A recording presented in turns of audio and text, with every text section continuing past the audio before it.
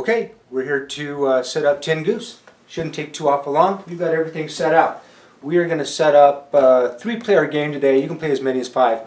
But we're going to set up 3 to kind of make the game set up a little bit quick. So we've got our 3 colors here. We've got one, we've got red, and we have purple over here. Our first line of business is we're going to set up our player screen cards. They're all color-coded, and they have a dual purpose. The inside has a little bit of a cheat sheet on your orders of play of order and your income, and so that's a good thing to have. So we'll give each color one of those. The next thing in order would be to sit out our demand tokens. So I'll sit down here. Anyway, we start out with New York and Chicago with yellow demand tokens, and that's where we're going to start with those. We're going to set out our demand cards. And this is how we will set up the game board with all our demand tokens. So what we've done is we've mixed these up. We're going to lay out 4 of them, and we're going to lay them face up. And this will tell us where we're going to put our demand tokens. So this is kind of what they look like here. We're going to have 3 lines, or 4 lines. I'm sorry. We've got Casper, Toronto, Las Vegas, and Atlanta. And the different level will be how we lay out our pieces. Anyway, we'll see that, but as soon as you get to take a look at that. So, the first one will be Denver, and Denver's the first one in green, and they will get a yellow demand token. The next city is Spokane. They will get 3 silver demand tokens. The next will be Billings, Montana, and they will receive 2 silver demand tokens. And Omaha will receive 1 silver demand token. Now that's the first round. We'll take all these cards, we'll take them, and then we're going to take them and mix them back up, and we're going to do this 3 more times. And the next time we lay our cards out will be row 2, and that'll be the black color here. And okay, so our first city in line would be Detroit. First city in line always gets a yellow demand token, so that'll go there. The next city will be St. Louis. Now St. Louis will get 3, and then the next city will be Chicago, and Chicago will get, see, they start out with a yellow demand token. So what we're going to do is, per the instructions, is this yellow demand token is going to go, and it will get replaced by what's dictated on the cards showing on the board here. So he's going to go away. The last one in line there will be New York, and the same for New York. So we're going to take this yellow demand token, remove it from the board, and put a silver demand token in its place. So that one will go away as well. Okay, we're going to take these cards and we are going to mix them up one more time. We still have 2 more runs to go here, and then we'll be done with this part of the setup. So we're going to lay out 4 cards, and we're going to be reading off the 3rd line, which is red. The first city being Dodge City. Dodge City will get a yellow demand token. Albuquerque, hey, I am really close to there, and they get 3 demand tokens. And then the next city would be Reno, Nevada, and they will get 2. Last city on the list is Los Angeles, and they will receive 1 demand token. So we're going to pick these up again, and we're going to mix them up with our deck. We're going to mix them up, shuffle them up, draw 4 last cards. We're going to lay them face up, as always, and we're going to beat off the bottom line. First city is San Antonio. San Antonio will get a yellow demand token. Alright, and go there. The next city will be Jacksonville, and Jacksonville is going to get 3 demand tokens. The next one will be Nashville. They will get 2. Right there. And the last city on the list is Tampa, and they will receive 1 silver demand token. Alright, we are done with our demand cards, so we can take these and we'll put these on the box over here out of the way. Okay, and these we do not need anymore, and we can set these off to the side.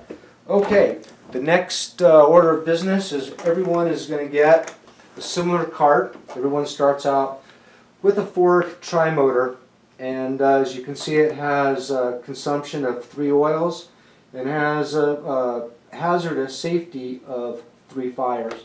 Those will come into play later on in the game as we look at them. But everyone starts out with the same 4 tri-motor, so we'll distribute those to each person.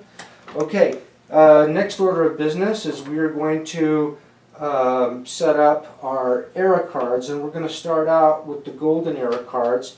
Now in this deck is 32 cards. 23 of them are fleet cards, okay? And they'll look similar to something like this. It'll show different airplanes. 9 cards in this deck are event cards, and they can look something like this, a strike.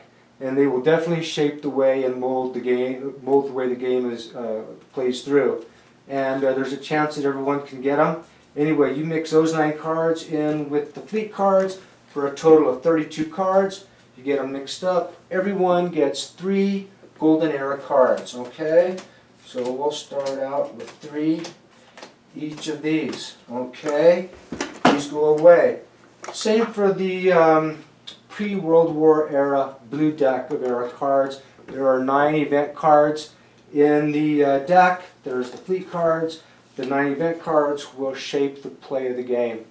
Okay, we're going to each deal out 4 of the blue era cards, because there is one more round in the blue era than there are in the other rounds. So we're going to take these. We're going to put them over here. All right. Last but not least, we've got the red era cards, and same as before, there will be 9 event cards and 23 fleet cards. They're all mixed in, same event cards as the other eras, but they're just made to fit this color. So each opponent will get 3 of the red era cards. We'll put those aside.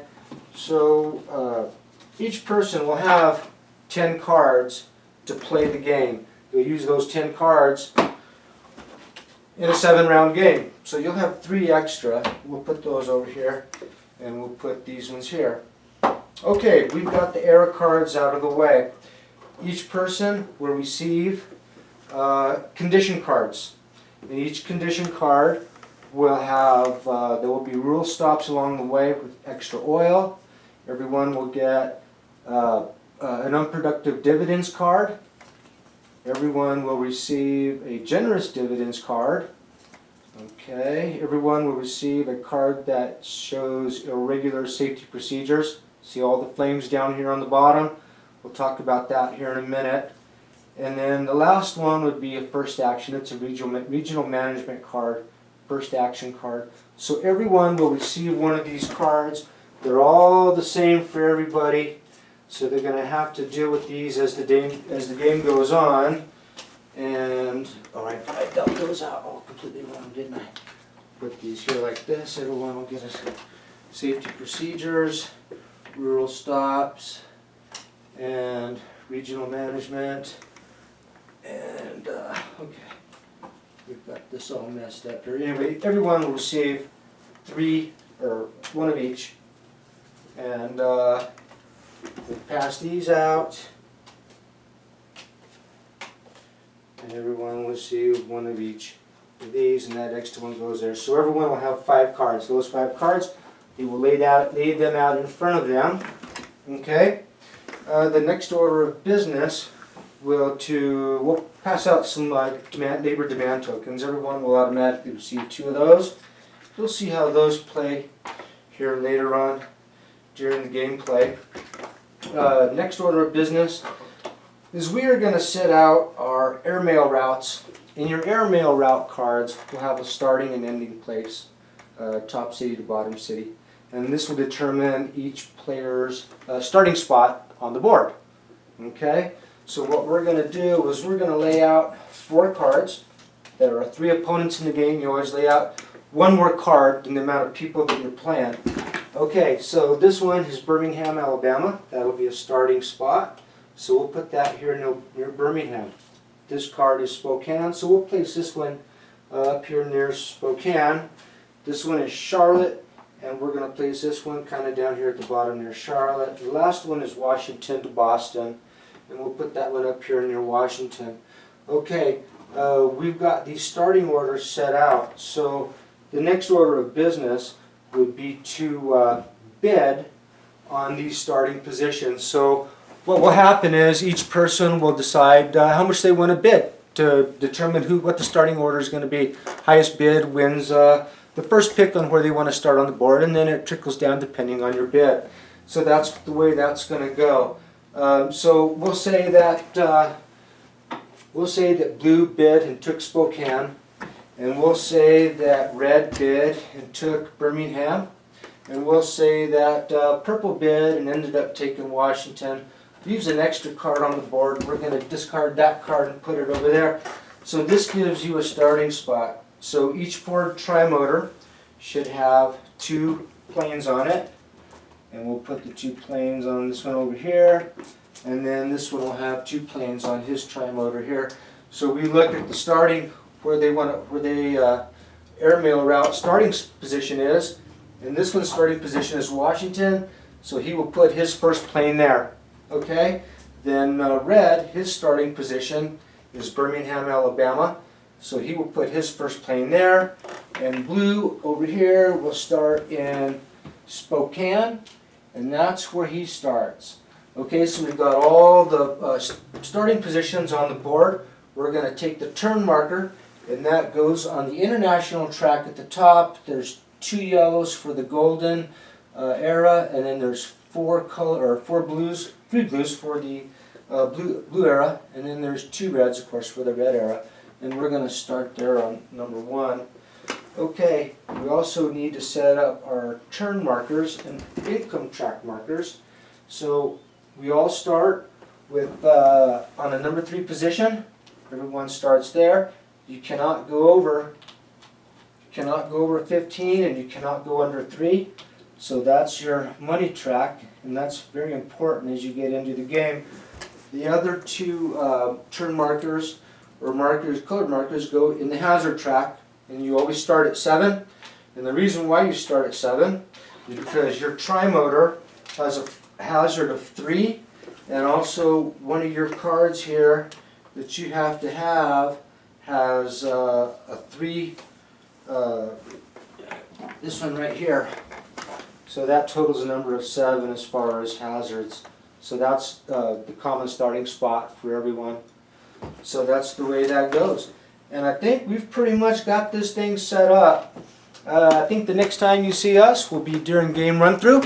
We're going to get this thing played out, and we're going to have it set up for 3 players, and we're going to sit down, and it won't be long. So stay tuned to High Desert Gaming Society, and we'll show it to you next.